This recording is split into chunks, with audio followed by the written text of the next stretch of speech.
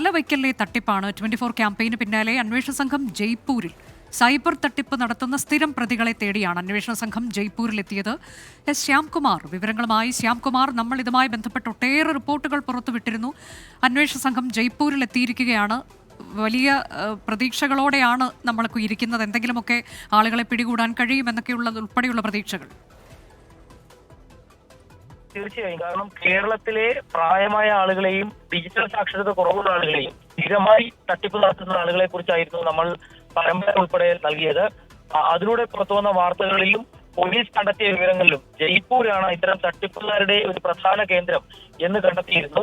അങ്ങനെ കേരളത്തിൽ കഴിഞ്ഞ ഇടെ 4 കോടിയുടെയും 75 ലക്ഷത്തിന്റെയും ഒക്കെ തട്ടിപ്പ് നടത്തിയ കേസിലെ മുഖ്യപ്രതിയെ തേടിയാണ് അന്വേഷണ സംഘം ജയ്പൂരിലേക്ക് എത്തിയിരിക്കുന്നത്. അവിടെ അവരെ പിടികൂടാനാവുമെന്നുള്ള പ്രതീക്ഷ തന്നെയാണ് പോലീസിനുള്ളത്.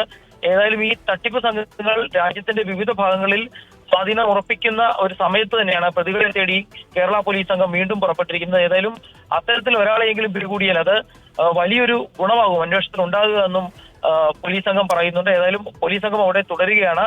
നമ്മൾ ഉൾപ്പെടെ നൽകിയ വാർത്തകളും പോലീസ് അന്വേഷണം വേഗത്തിലാക്കാൻ സഹായകരമായിട്ടുണ്ട്. അതാണ് ഡിജിറ്റൽ തട്ടിപ്പ് സംഘം. അത് പ്രധാനമായും കേന്ദ്രീകരിക്കുന്നത് ജയ്പൂരിലാണ് എന്നൊക്കെയുള്ള വിവരങ്ങൾ പോലീസിന് ലഭിച്ചതിന്റെ കൂടി അടിസ്ഥാനത്തിലാണ് ഇപ്പോൾ പോലീസ് സംഘം, അന്വേഷണ സംഘം ജയ്പൂരിൽ ഈ പ്രതികളെ തേടി എത്തിയിട്ടുള്ളത്.